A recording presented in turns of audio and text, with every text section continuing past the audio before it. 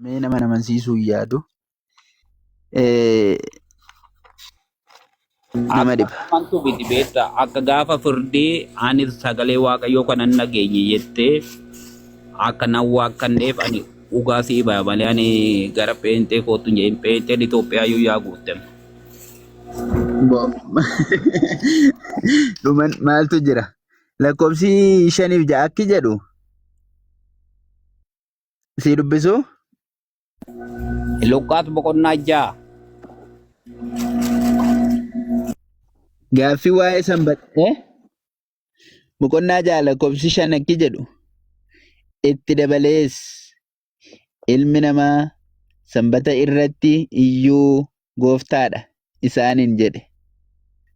Ilmi namaas sanbata irratti gooftaadha. isaan Lakkoofsa gaafa 6 sanbataa aayee dubbisu sorry. lakkoofsa 6 sanbata biraa tokkottis Yesus gara mana sagadaatti galee gara mana sagadaatti galee barsiise. Namni harki isaa mirgaa naafate tokkos achi keessa ture. Mirga naafate tokkos achi keessa ture jedha. Barsiisonni seeraa fi Fariisonni ittiin Yesuusin hadheessuudhaaf mee sanbataan namicha kana fayyisaa yoo ta'e jedhanii isa gaadan. Meerre seera diigeera kan jedhu obboleessa kiyya. Aayee seera sanaa an isaan gaadan yookaan immoo kan isaan qoruu barbaadanii guyyaa sanbataa waan tokko hojjechuu hin danda'an akka seera Museenitti. Tokkoffaa Yesuus sanbata irratti waaqa ta'uusaa. Lammaffaa immoo ittuma fuftee yoo dubbiste amma lakkoofsa 9tti sanbata sana bitintinii Yesuus Kiristoos balleesse. Kana jechuun uni seeraan hin bulu. Yohaannis boqonnaa 1 lakkoofsa 17 irratti yoo dubbiste immoo seerri Museeniif kenname ayyaanni karaa Yesuus arganneeya. Kanaafi Waaqayyo kennaa godhee isa nuu kenne kanaan fayyine malee shariyaa yookaan immoo seera eennee biti. Yaafa isa rabbumti siifa ibsuun siin jedha kaare. Rabbumti siifa ibsuun siin jedha malee waan siin jedhu hin qabu. Angaaffiin kiyyaa Yesuus Kiristoos wangeela Maatewos boqonnaa 5 irratti an seera raajotaa diiguuf hin dhufne seera raajotaa jabeessuufan dhufe malee diiguuf hin dhufne jedhe. Seera raajotaa diiguudhaaf hin dhufne seera tokkoyyuu diiguudhaaf hin dhufne. Yesuus Kiristoos kan inni dhufeef seera raajotaa jabeessuudhaaf dhufe. Waan raajonni isa fuunduraa hojjetan hunda isaayyuu jabeessuufan dhufe malee diiguuf hin dhufne jedhe. Ati ammoo diigeeraa jedhaa jirta. Ati obboleessa Phaawulos maaliif natti taatare? Macaafni qulqulluun diiguuf hin dhufne. Aayee amma namni cubbuusaaf korma geessa. Cubbuu ati amma hojjettee fi ati sangaa yookaan korbeessa geessita. Lakki ani amma wanna si dhibu keessaati ani macaafni qulqulluun akki jedhu. Yes, no.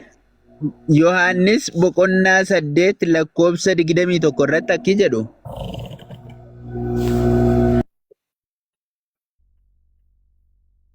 Cubbuu keessaniin hin duutu jedha. Cubbuu keessaniin duutu. Amma Yesuus an nan deema isin ana barbaaduuf jirtu iddoo ani dhaqus dhufuu hin dandeessan.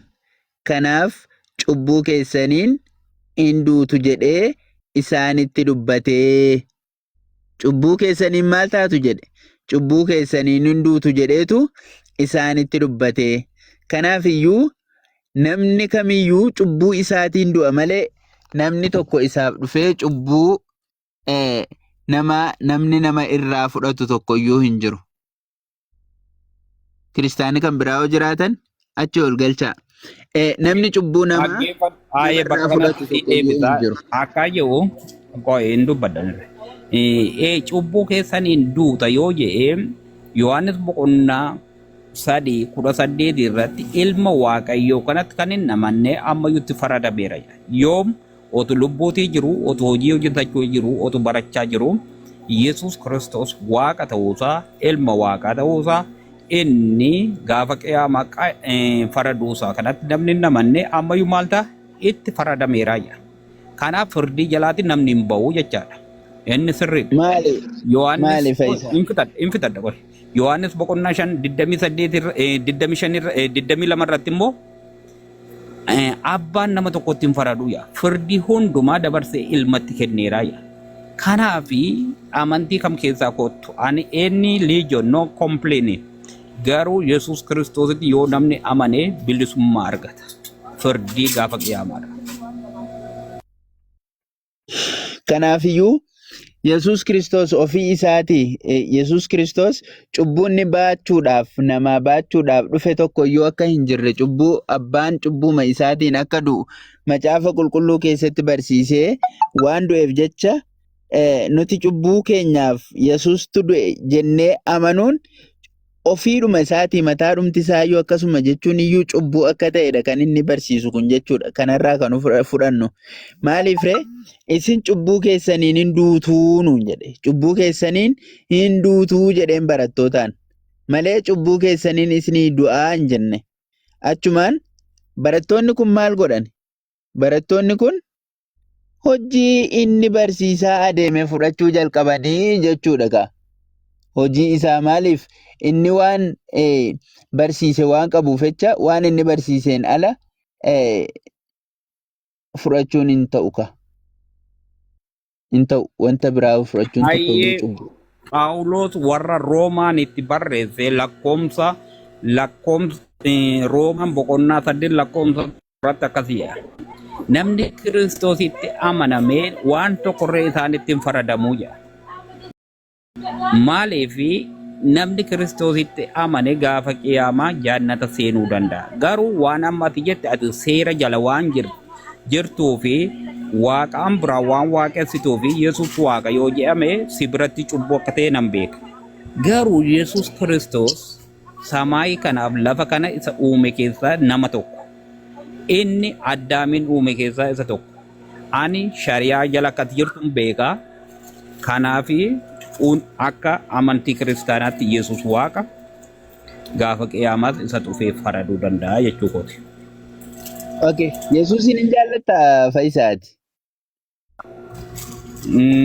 Maal jeen sitti ma afaan maaliin sitti mare? Hin jaalladhu. Afaan Oromootiin natti himi. Yesuusin hin jaallattaa? Akka dansaa. Yesuus dubbiin inni dubbate hundiyyuu dhugaadhaa?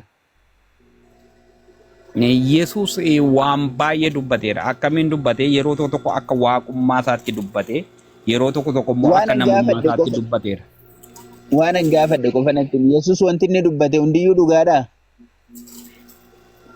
Si ibseera beektaa. Yeroo tokko Yesuus akka namummaa isaatti dubbateera. Yeroo tokko immoo gaafa ani Abrahaam duraan ture anaaf waaqayyo tokko jedhu waaqummaa isaa agarsiisa. Kanaafuu dubbii Yesuus Kiristoos kana Yesuus namni ana hin jaallanne immoo dubbii koo hundumaa hin raawwatu jedha. Ati Yesuusin hin jaallattu ree maaliif dubbii Yesuus Kiristoos hin raawwattu? Waan akkamii? Yesuus Kiristoos waaqayyo tokkichaa, waaqayyo lama miti, waaqayyo nama miti jedhee barsiisaan turre macaafa qulqulluu keessatti. Kanaafiyyoo waaqayyo tokkichaa waaqayyo Yesuus waaqa ta'uu hin danda'u jettee maaliif hin amanne ati? Eebbifame addunyaa kanarratti waan akka Yesuus hin jiru na biratti. Never ever. Dubbii Yesuus Kiristoositti kolfite moo dubbii keetti kolfite ree? Jecha keetu natti tole. Kanaaf